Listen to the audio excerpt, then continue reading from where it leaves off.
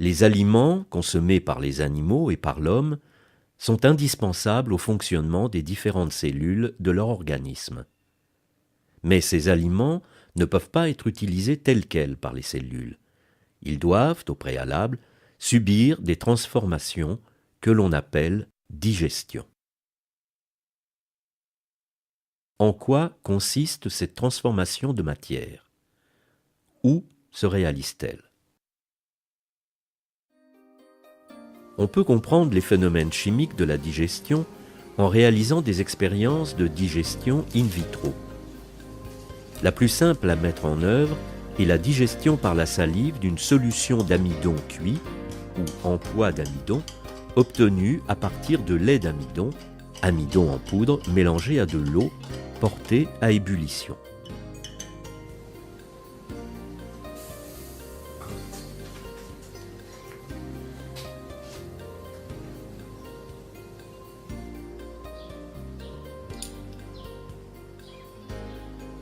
Deux tubes sont placés dans un bain-marie à 37 degrés Celsius.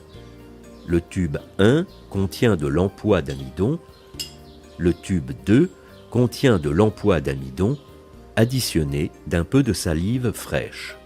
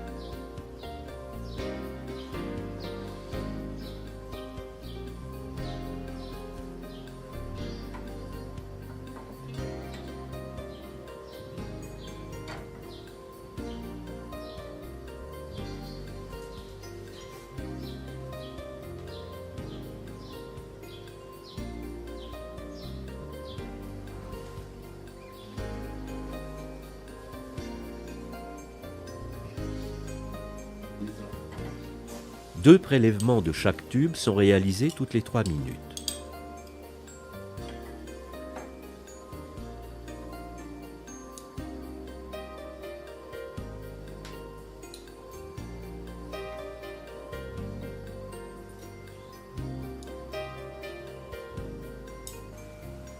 On ajoute à l'un quelques gouttes d'eau iodée, à l'autre un peu de liqueur de Fehling à chaud.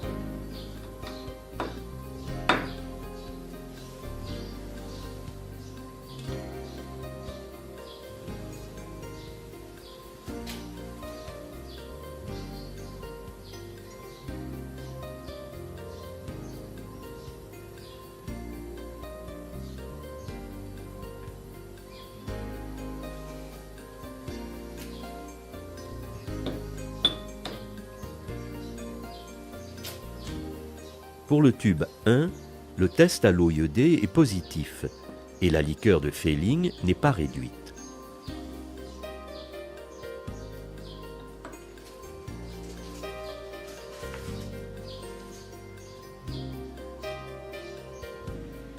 Quant au tube 2, l'eau iodée donne une coloration rouge-violacée au bout de 6 minutes.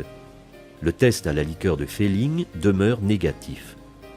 Ceci indique la présence de dextrine, molécule plus courte que celle de l'amidon. Au bout de 9 minutes, le test à l'eau iodée devient négatif. Celui à la liqueur de Fehling est positif.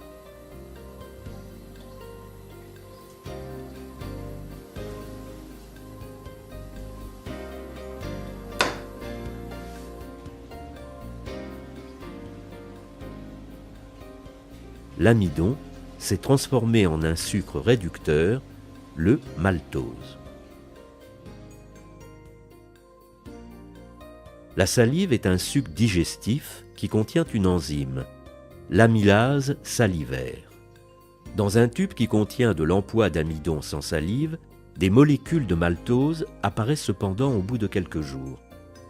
Quelques dizaines d'années plus tard, tout l'amidon aurait disparu. Ainsi, l'enzyme accélère considérablement une réaction qui pourrait se produire spontanément sans elle, mais qui serait extrêmement lente. Certaines réactions chimiques sont ainsi accélérées plusieurs milliards de fois par la présence d'une enzyme. Une enzyme est un catalyseur biologique. Diverses enzymes sont sécrétées à différents niveaux de l'appareil digestif. Intéressons-nous à l'anatomie de l'appareil digestif. L'anatomie de l'appareil digestif diffère selon les groupes d'animaux, mais on retrouve toujours la présence d'un tube dans lequel circulent les aliments. Des glandes digestives sont associées à ce tube. Chez les mammifères, le tube digestif débute par la cavité buccale. Il comprend ensuite l'ésophage, l'estomac, l'intestin grêle et le gros intestin. Les glandes digestives sont de deux sortes. Les premières, plus volumineuses, situées à proximité du tube, y déversent leurs produits de sécrétion par de fins conduits. C'est le cas des glandes salivaires,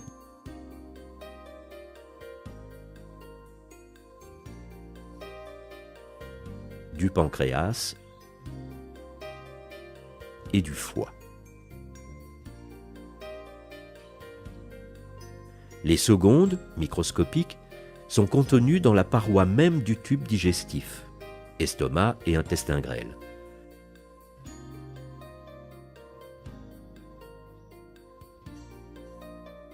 Chacune des parties du tube digestif a un rôle spécifique. Dans la bouche, les aliments sont broyés, triturés, mélangés à la salive qui les humidifie.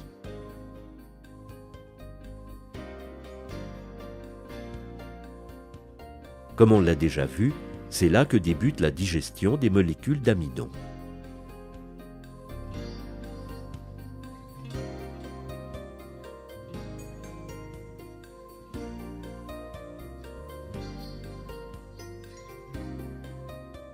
L'estomac, lui, prépare les aliments à la digestion intestinale.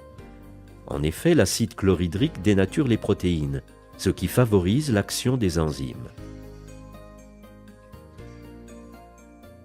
D'autre part, la pepsine, enzyme la plus importante du suc gastrique, assure une dégradation partielle des protéines en peptides plus simples.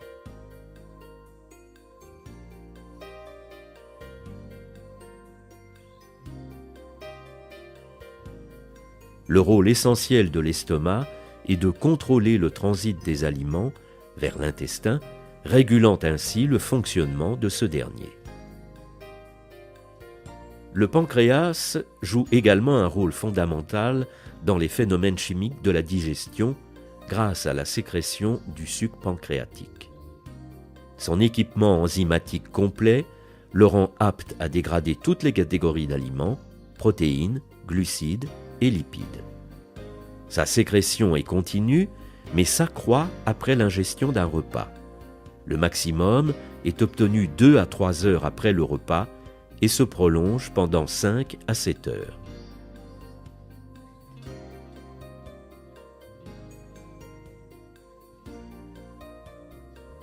L'intestin grêle, quant à lui, grâce aux enzymes libérées par les cellules de son épithélium, complète les transformations réalisées par le suc pancréatique.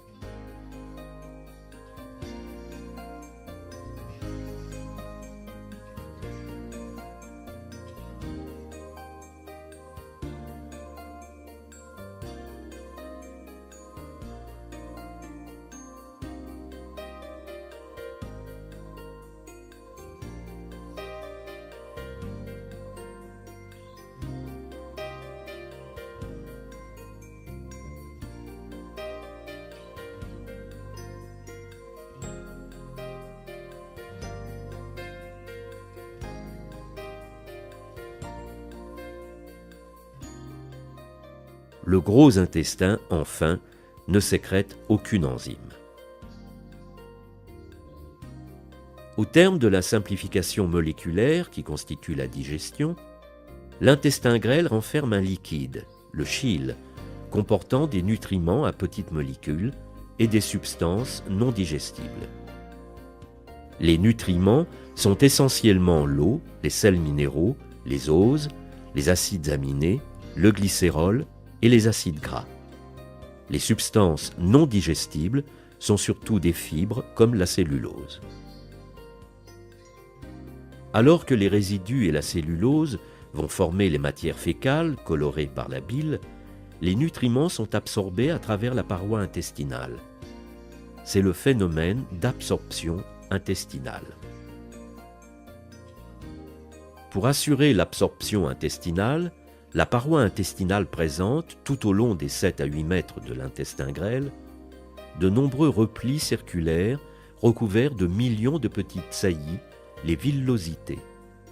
Le jéjunum humain compte 200 000 microvillosités par millimètre carré. L'ensemble constitue une surface absorbante dont l'aire est considérable, 300 mètres carrés chez l'homme.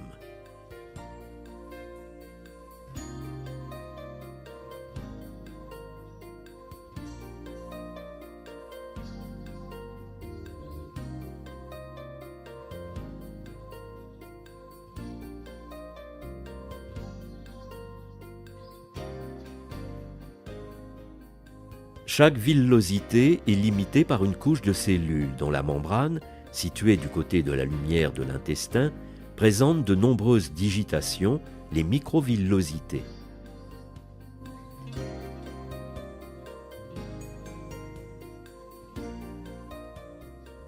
Le gros intestin joue un rôle non négligeable dans l'absorption de l'eau. Ainsi, les résidus de la digestion perdent de leur fluidité au fur et à mesure du transit intestinal. C'est aussi à travers la paroi du gros intestin que sont absorbés les acides gras provenant de l'activité de la flore bactérienne.